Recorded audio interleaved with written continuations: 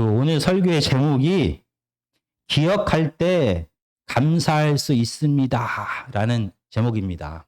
기억할 때 감사할 수 있습니다. 그런데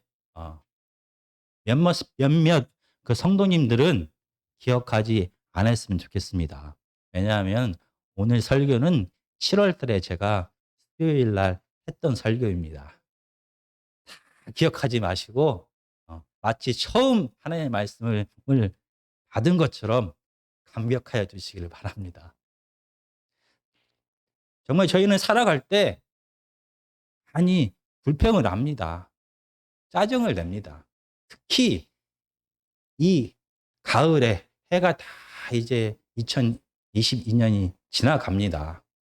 아무것도 해놓은 게 없는 것 같은 마음이 자꾸 짜증나게 합니다. 자꾸 불평하게 합니다. 그때 우리는 기억해야만 되는 것입니다. 우리나라 한국 속담에 개구리 올챙이적 생각을 하지 못한다라는 그런 속담을 우리는 자주 듣게 됩니다. 성공하여서 모든 것이 다 부족함이 없을 때 사람들은 예전에 가난하고 힘들었던 때를 기억하지 못합니다. 마치 처음부터 모든 것을 다 가진 것처럼, 모든 것을 다 알고 있는 것처럼, 처음부터 건강했던 것처럼 우리들은 감사하지 못하고 불평하지 못하고 불평하면서 우리는 살아갑니다. 그런데 가끔씩 우리가 어떤 기념일을 맞이하게 됐을 때 우리는 다시 한번 기억하게 됩니다. 우리가 생일을 맞이하여 생일 파티를 하면서 우리는 기억합니다. 처음부터 내가 존재했던 사람이 아니라 나는 부모님의 사랑과 희생으로 태어났다라는 것을 기억합니다. 처음부터 내가 다른 사람의 도움 없이 살아온 것이 아니라 지금까지 내가 이렇게 다시 생일 파티를 할 수 있는 것은 많은 사람들의 사랑과 은혜 때문에 지금 여기까지 살아왔다라는 것을 우리는 생일날 다시 한번 기억하게 됩니다. 우리는 결혼 기념일에 우리는 다시 한번 기억하게 됩니다. 아무도 나를 사랑하지 않고 만약 그대로 내버려 두었으면 지금까지 어쩌면 결혼을 하지 못했을지도 모릅니다.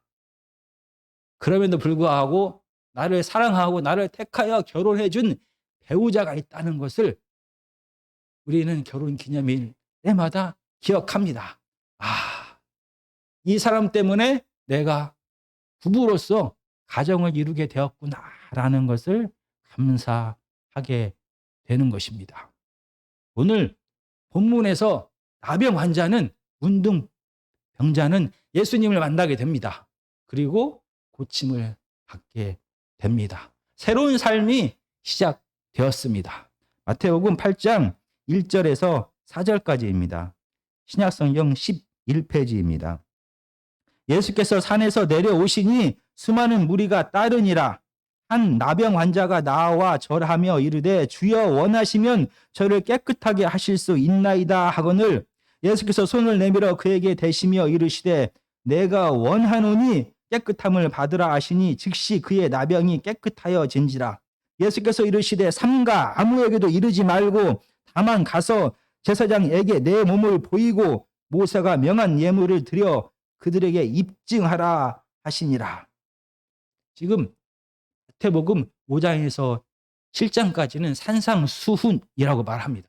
새롭게 시작된 하나님 나라의 질서가 무엇인지를 설명하셨습니다. 팔복을 통하여 하나님 나라의 질서가 무엇인지를 간단하게 요약하여 예수님은 말씀하셨습니다. 하나님의 뜻은 하나님의 생명력이 이 죽음과 두려움이 가득한 이 세상에도 가득하기를 원하셨습니다. 그래서 하나님의 제자들, 하나님의 자녀들은 이 땅의 사명이 예수님처럼 이 죽음과 두려움이 가득한 세상에 생명을 나눠주는 삶을 살아가는 것입니다.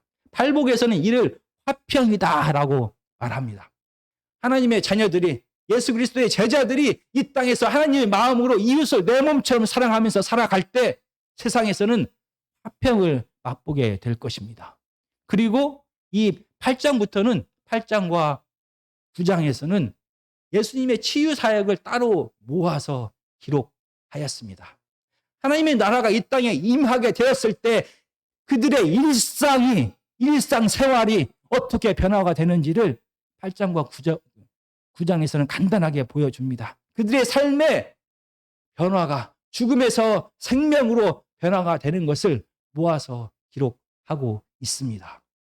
이 8장은 예수님의 산상수훈에 대한 기록이 다 마치고 드디어 예수님의 치유 사역이 시작되는 곳입니다.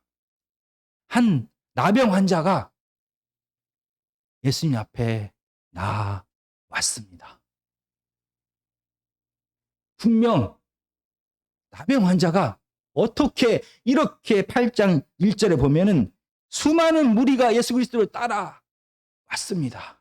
그런데 나병 환자가 어떻게 예수님 앞에 나올 수가 있는 것입니까? 나병 환자는 다른 병과 분명히 다릅니다. 구약에서부터 나병 환자는 하나님의 저주를 받은 병이다라고 사람들은 생각했습니다. 미리암이 모세를 거역하였을 때 하나님께서 미리암에게 나병을 허락하셨습니다. 엘리사의 비서였던 게하시가 하나님의 뜻을 거역하게 되었을 때 게하시에게 나병이 걸리게 되었습니다. 이렇게 나병은 다른 질병과 다르게 하나님의 저주를 받은 질병이다라고 생각을 하였습니다. 그래서 오늘 본문에서도 이 나병 환자가 예수님 앞에 나와서 이렇게 말합니다. 저를 깨끗하게 하실 수 있나이다. 원래 병은 고치는 것입니다. 깨끗하게 하는 게 아닙니다. 그런데 이 나병은 하나님의 저주를 받은 병으로서 부정한 자다라는 생각을 사람들이 갖고 있었습니다.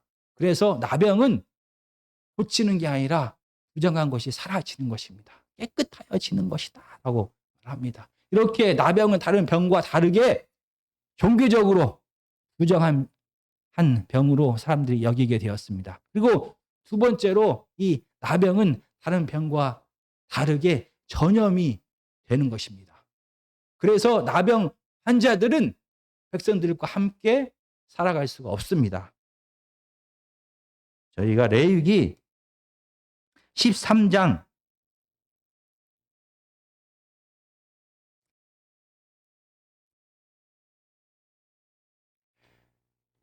45절에서 46절까지를 제가 읽어보겠습니다.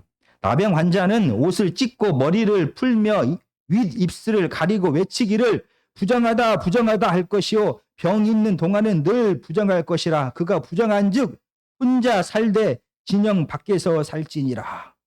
이 나병 환자는 하나님의 저주를 받은 부정한 병일 뿐만이 아니라 다른 사람들에게 옮기는 전염병입니다. 그래서 진영 안에, 이스라엘 백성들 공동체 안에 살 수가 없고 진영 밖에서 혼자 따로 살아가야만 하는 것입니다.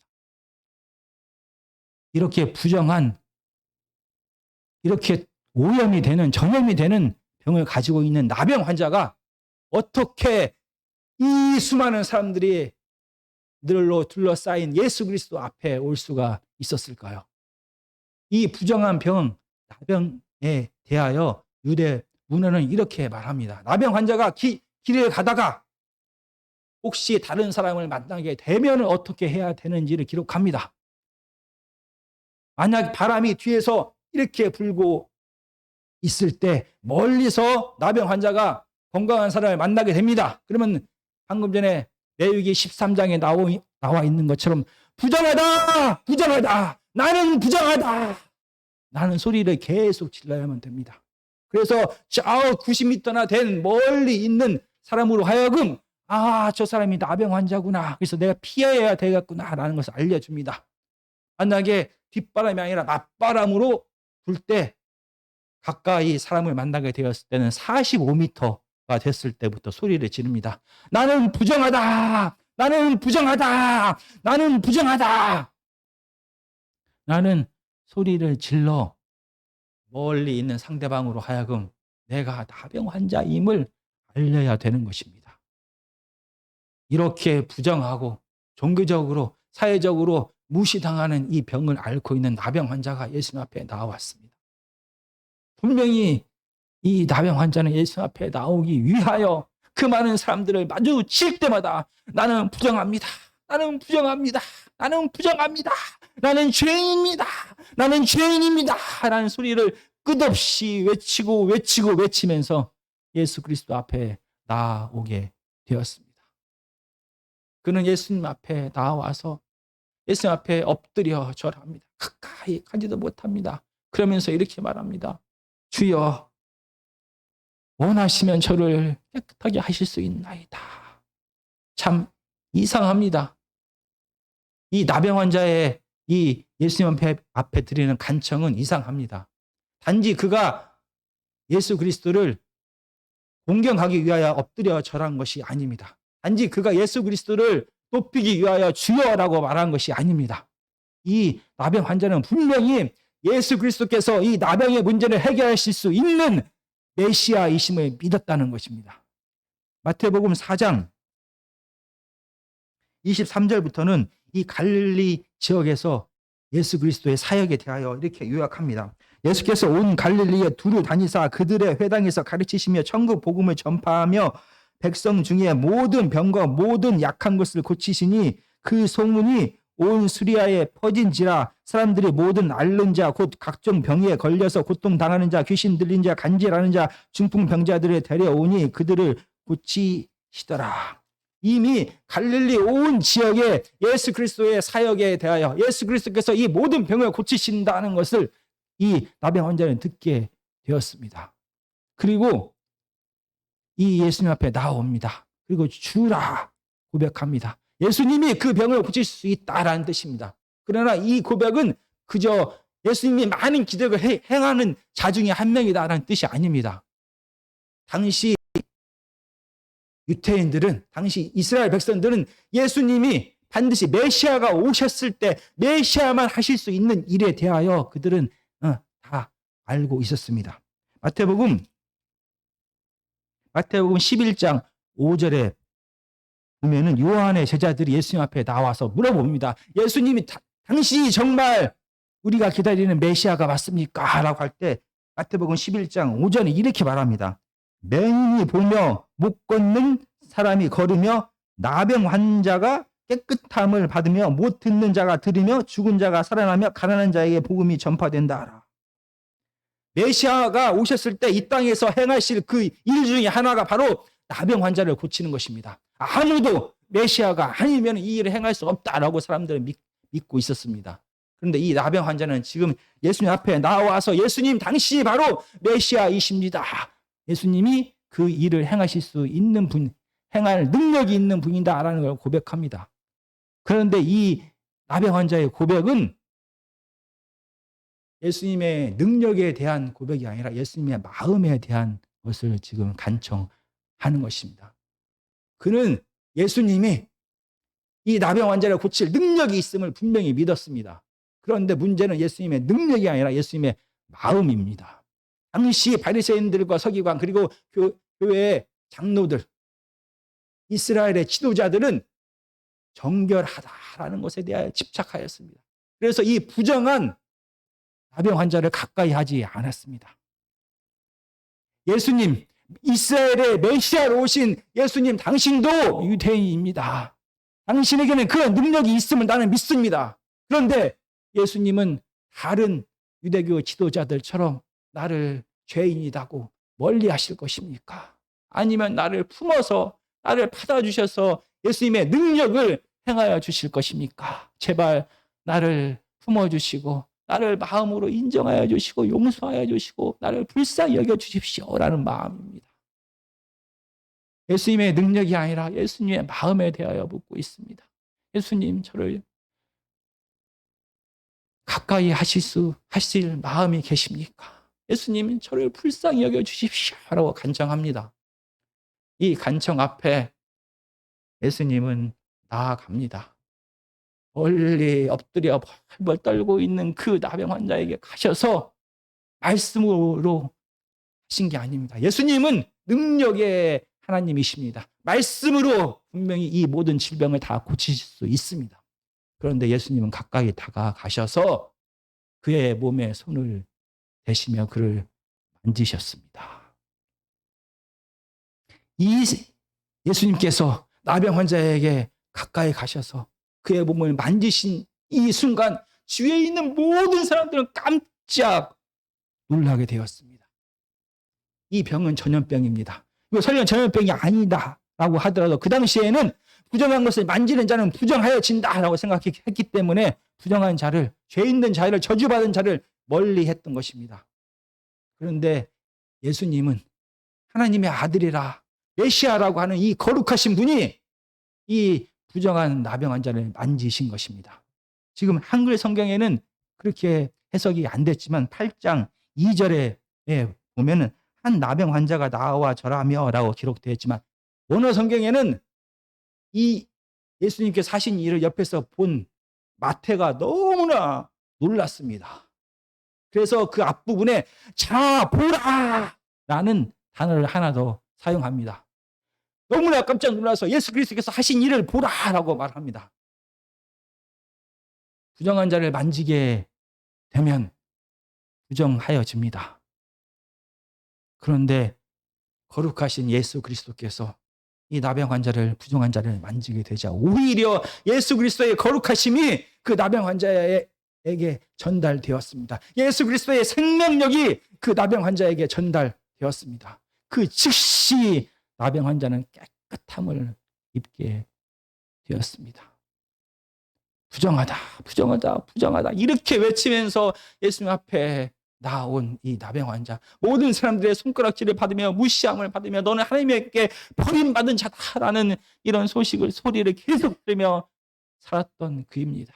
그의 육체적인 고통뿐만 아니라 그의 마음에는 아무도 그를 사랑하지 않고 아무도 그에게 따뜻한 시선을 보내지 않고 저주받은 자라라고 하는 이런 두려움과 떨림과 외로움과 무시를 받아 살아왔던 그였습니다. 예수 그리스도의 만져주심을 통하여 그의 육체의 고통이 사라졌을 뿐만이 아니라 그의 외로움과 그의 고통과 그의 마음의 서러움과 억울함이 다 사라지게 되었습니다. 나병 환자를 그의 몸만 고친 것이 아니라 예수 그리스도는 그의 마음, 그의 영혼까지 완전한 새로운 사랑으로 회복시키셨습니다. 그리고 4장 4절에서 예수님께서 이렇게 말합니다. 아무에게도 이르지 말고 다만 가서 제사장에게 내 몸을 보이고 모세가 명한 예물을 드려 그들에게 입증하라 하시니라. 여기서 입증하라라는 말은 증거가 되라라는 그런 뜻입니다.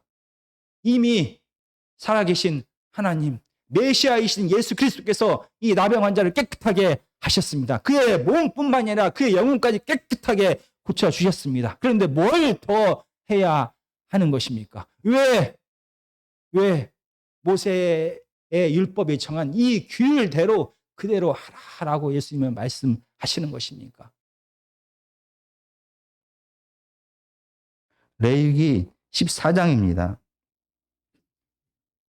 레위기 14장 1절에서 13절까지를 쭉 보면은 만약에 나병 환자가 고침을 받게 되었을 때 절차를 어떻게 밟아가는지에 대해서 말합니다.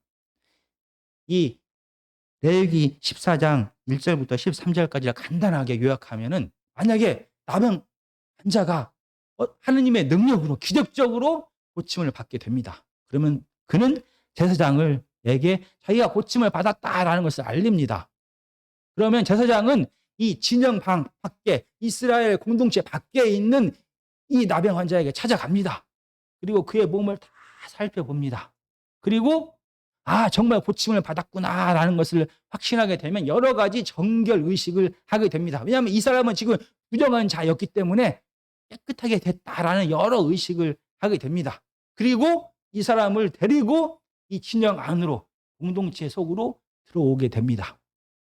그러면 바로 자기 집으로 돌려 보내야 되는데 그렇지 않습니다. 7일 동안이나 이 공동체 진영 안으로 들어왔는데 따로 7일 동안 이 사람만 따로 또 놓아둡니다. 7일간이나 지켜봅니다. 정말 이게 혹시 다시 재발하지 않을까라고 하여 7일 동안이나 지켜봅니다. 그리고 7일이 지나서도 여전히 나음을 입었으면은 그때 8일째 되는 날 성전에 갑니다. 그래서 속건제와 속죄제와 소제와 번제 등 여러 가지 제물을 드리면서 하나님 앞에 이 나병 환자가 깨끗함을 입었습니다라고 이제 공식적으로 인정하게 됩니다. 그런 후에야 이 나병 환자였던 자는 자기 집으로 들어가서 그의 일상이 회복되는 것입니다. 나병 환자가 고침을 받았다는 것은 단순하게 고침 받은 것뿐만이 아니라 그가 하나님의 성전에 들어갈 수 있는 사람이 되었다라는 것이고, 그가 이제는 이스라엘의 다른 하나님의 백성들처럼 공동체 생활을 할 수 있게 되었다. 그의 일상이 회복되었다라는 그런 뜻입니다. 그래서 이런 절차를 하게 됩니다.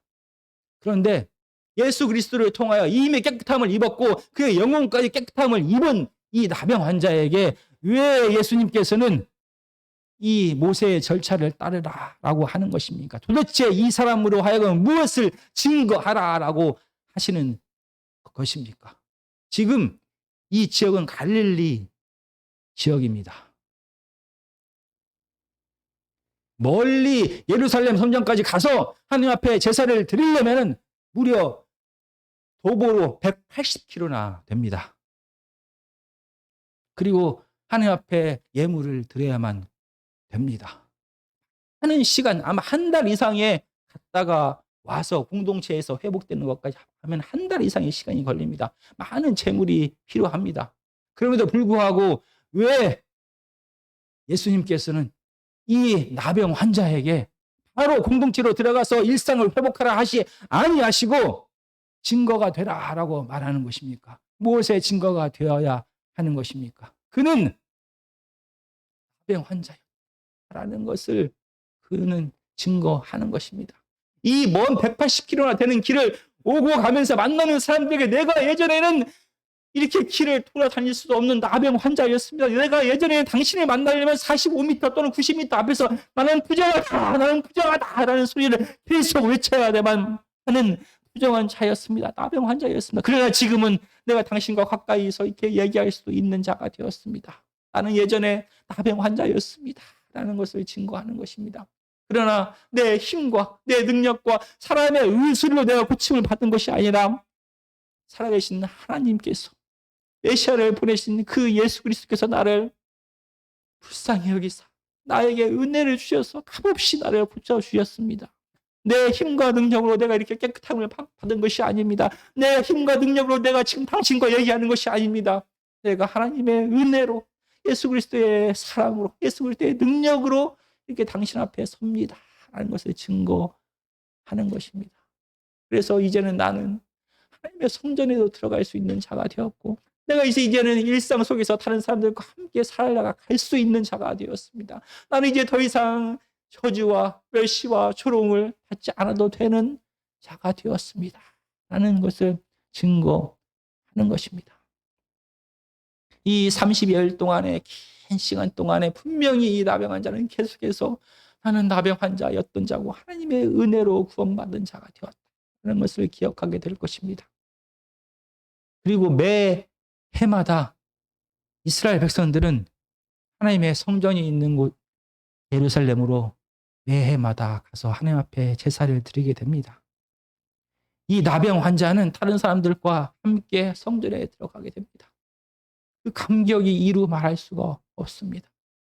매해마다 그는 성전에 들어갈 때마다 하나님께서 나를 구원해 주셨지. 나는 예전에 나병 환자였지. 내가 감히 이렇게 함께 예배 드릴 수 없는 자였지라는 것을 깨닫게 됩니다. 하나님의 은혜로 내 힘과 능력이 아닌 하나님의 은혜로 내가 지금 여기에 서 있다라는 것을 그는 기억하게 될 것입니다. 그리고 그가 이 제사의 모든 과정을 보면서 한 가지를 더 기억하게 됩니다. 우리가 레위기 14장 14절에서 18절까지입니다. 제가 읽어보겠습니다. 제사장은 그 속건 제물의 피를 취하여 정결함을 받은 자의 오른쪽 귓부리와 오른쪽 엄지손가락과 오른쪽 엄지발가락에 바를 것이요 제사장은 또 그 한 록에 기름을 취하여 자기 왼쪽 손바닥에 따르고 오른쪽 손가락으로 왼쪽 손에 기름을 찍어 그 손가락으로 그것을 여호와 앞에 7번 뿌릴 것이요 손에 남은 기름은 제사장이 정결함을 받은 자의 오른쪽 귓부리와 오른쪽 엄지손가락과 오른쪽 엄지발가락 곧 속건 제물의 피 위에 바를 것이며 아직도 그 손에 남은 기름은 제사장이 그 정결함을 받은 자의 머리에 바르고 제사장은 여호와 앞에서 그를 위하여 속죄하고. 이 부정한 자, 나병 환자였던 자가 하나님 앞에 가서 성전에 가서 제사를 드리는 과정을 기록합니다. 그는 짐승의 피를 그의 오른쪽 귓부리와 오른쪽 엄지손가락과 오른쪽 발가락에 바릅니다. 그는 짐승의 기름을 오른쪽 귓부리와 오른쪽 엄지손가락과 오른쪽 발가락에 바릅니다. 그래도 남은 기름은 그의 머리에 부어 버리게 됩니다. 그는 매해마다 하나님 앞에 나아가 성전에서 예배를 드릴 때마다 기억합니다. 그는 은혜 받은 자입니다. 그는 구원받은 자입니다. 그는 용서함을 받은 자입니다. 그는 정결한 삶을 살아야 될 의무가 있는 자입니다. 은혜 받은 자는 세상의 소리에 귀 기울이지 않습니다. 은혜 받은 자는 하나님의 목소리에 하나님의 뜻에만 귀 기울이면서 살아갑니다.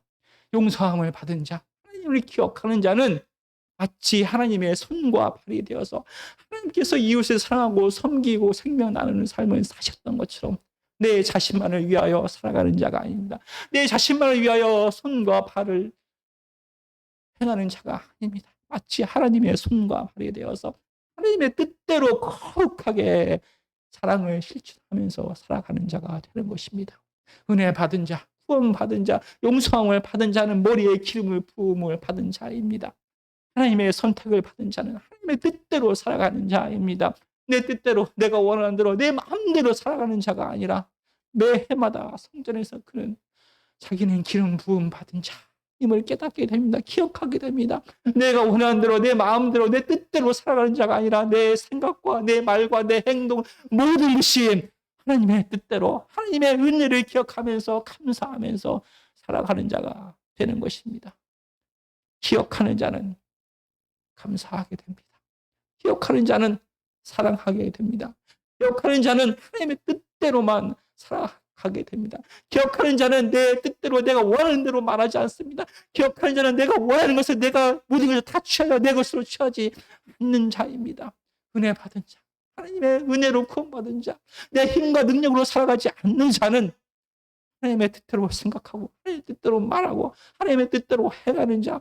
그래서 이 땅에 이 죽음과 두려움이 가득한 곳에 나처럼 그전에 부정하다 하면서 살았던 그 세상 사람들에게 세상을 향하여 하나님의 사랑을, 하나님의 뜻을, 하나님의 마음을 전하고 실행하여 그들도 나처럼 하나님을 만나게 하는 것이 바로 은혜 받은 자의 삶인 것입니다. 정말 저희는 살아가면서 이 하나님의 은혜를 잊고 살 때가 너무나 많습니다. 하나님의 은혜뿐만이 아니라 주위에 있는 사람들에 대하여 다 잊고 살아갈 때가 너무나 많습니다. 마치 내가 잘나서 살아가는 것처럼, 내가 잘나서 내 힘과 능력으로 살아가는 것처럼 이렇게 살아갑니다. 모든 사람의 도움 없이도 내 스스로의 힘과 능력으로 여전히 살아갈 수 있는 것처럼 살아갑니다. 그리고 이 모든 것을 다 내 힘과 능력으로 이룬 것처럼 살아갑니다. 올챙이적 생각을 하지 못하기 때문에 입에 불평이 가득합니다.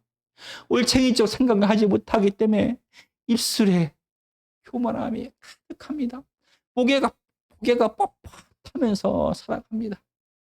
그러나 우리가 은혜 받은 자임을, 우리가 부정한 자였다는 것을 잊지 않고 기억할 때 우리는 다른 사람을 사랑할 수가 있고 감사할 수 있고 내 입에서 불평이 사라질 수가 있는 것입니다. 우리는 생일날, 결혼 기념일날 교회에 왔을 때 예배 가운데 이런 일들을 기억합니다. 하나님 앞에서 죄인인 우리가 이렇게 하나님 앞에 섰습니다. 거룩하신 하나님 앞에 함께합니다. 이렇게 예배할 수 있는 자가 되었다라는 것을 우리는 이 예배를 통하여 기억합니다. 이 예배를 통하여, 이 십자가를 통하여 내가 십자가에서 죽을 수밖에 없는 죄인이었는데 예수 그리스도를 통하여 내가 구원받은 자가 되었다라는 것을 기억하게 됩니다. 우리는 예수님의 뜻대로 살아갈 수가 있는 것입니다. 우리가 기억할 때 사랑할 수 있습니다. 기억할 때 감사할 수 있습니다. 기억할 때 하나님의 뜻대로 살 수가 있습니다. 그런데 우리가 교회에 왔을 때만, 생일 때만, 결혼 기념일 때만 기억해서는 안 되는 것입니다. 우리의 매일매일의 삶 속에서 우리가 우리의 배우자를 볼 때마다 우리는 기억해야만 합니다. 저 사람 때문에 내가 지금 이렇게 건강하게 내가 삶을 살아가고 있구나 하는 것을 기억해야만 되는 것입니다. 내가 많은 사람들 볼 때마다 내가 내 힘과 능력으로만 사는 것이 아니라 모든 사람의 희생과 사랑으로 내가 살아가고 있구나 하는 것을 기억하는 것입니다. 내가 매일마다 말씀을 통하여, 기도를 통하여, 찬양을 통하여 매 순간순간마다 하나님의 사랑을 기억하는 자, 하나님의 사랑을 경험하는 자가 될 때 그는 하나님의 은혜를 맞는, 은혜에 적합하는 자, 구원받은 자처럼 살아갈 수가 있는 것입니다. 정말 매일매일의 삶 속에서 하나님 앞에 나아가는 저와 여러분이 되었으면 좋겠습니다. 하나님 안에서 성령의 충만함을 받아서 살아갈 때 우리는 비로소 은혜 받은 자로서 감사하며 사랑하며 나누면서 살아갈 수가 있는 것입니다. 매일매일 하나님 안에 살아가는, 그래서 하나님의 사랑을, 하나님의 은혜를, 우리의 죄인 되었음을 늘 기억하는 저와 여러분이 되었으면 좋겠습니다.